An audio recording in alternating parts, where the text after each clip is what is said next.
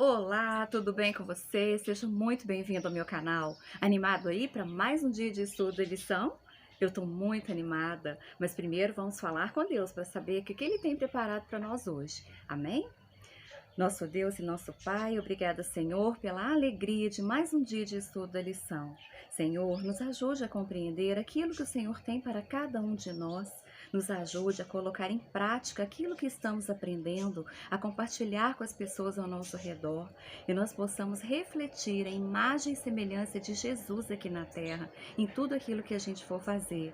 Perdoe os nossos pecados, as nossas falhas e nos ajude nessa caminhada rumo ao céu, porque sem ti nada podemos fazer.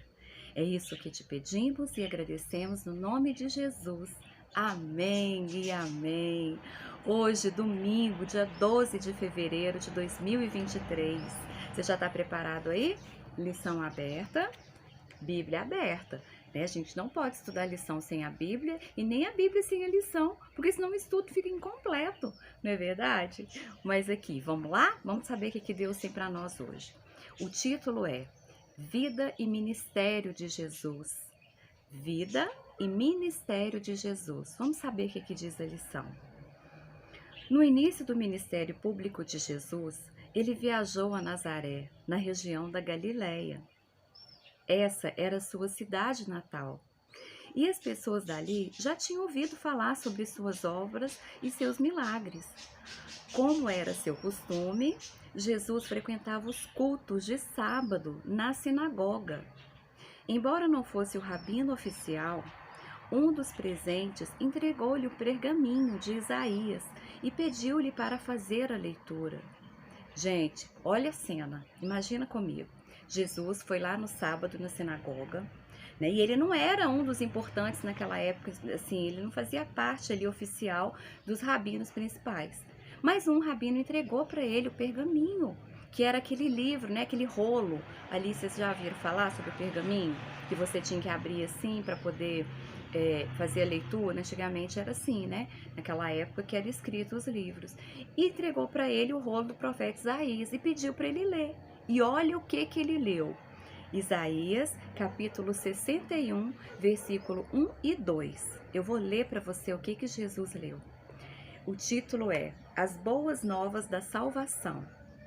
Diz assim: O Espírito do Senhor Deus está sobre mim, porque o Senhor me ungiu para pregar boas novas aos quebrantados. Enviou-me a curar os quebrantados de coração, a proclamar libertação aos cativos e a pôr em liberdade os algemados, a pregoar o ano aceitável do Senhor e o dia da vingança do nosso Deus, a consolar todos os que choram. Aleluia! Gente, imagina o impacto que teve, né, quando Jesus abriu o pergaminho e leu essa passagem. Eles devem ter ficado surpresos, com certeza, né? Uma passagem forte.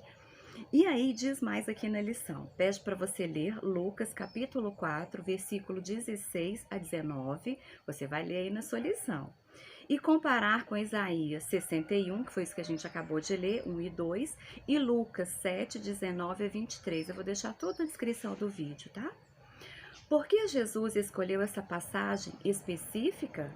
Por que esses versos de Isaías eram considerados messiânicos? O que eles revelam sobre a obra do Messias? Você vai ler e vai responder. É um para casa para você. E diz mais a lição. Visto que os líderes religiosos aparentemente ignoravam as profecias que falavam de um Messias sofredor e aplicavam mal aquelas que apontavam para a glória de sua segunda vinda.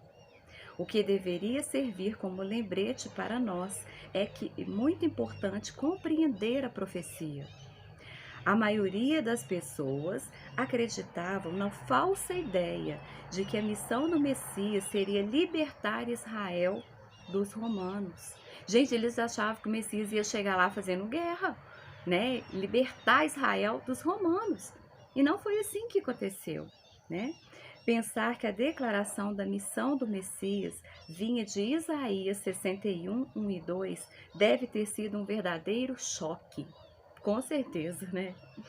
Os pobres geralmente eram desprezados pelos oficiais inescrupulosos, como cobradores de impostos, negociantes e até mesmo seus próprios vizinhos. Pensava-se que a pobreza fosse maldição de Deus e que sua condição fosse culpa deles mesmos. Olha só, gente, que situação terrível. Com essa mentalidade, poucos se preocupavam com os pobres e a sua situação difícil. Gente, as pessoas não estavam nem aí para os pobres. Achava que eles estavam nessa condição porque eles queriam, porque era, né, castigo, maldição. Por isso que eles eram daquele jeito, menos favorecidos. E Jesus veio para mostrar totalmente diferente, né? Não é assim. No entanto, o amor de Jesus pelos pobres foi uma das maiores evidências de sua identidade como Messias. Conforme visto na resposta de Jesus à pergunta de João Batista sobre ele ser o prometido. Está lá em Mateus capítulo 11, versículo de 1 a 6. Você vai ler aí para você entender melhor, né? E tem um comentário aqui no livro da Ellen White, O Desejado de Todas as Nações. Como os discípulos do Salvador, João Batista não compreendia a natureza do reino de Cristo. Esperava que Jesus tomasse o trono de Davi e, com o passar do tempo, sem que o Salvador reivindicasse qualquer autoridade real, João ficou perplexo e perturbado. Ele achava que Jesus ia chegar de uma forma diferente com que chegou, né? Com tanta humildade, simplicidade, mansidão.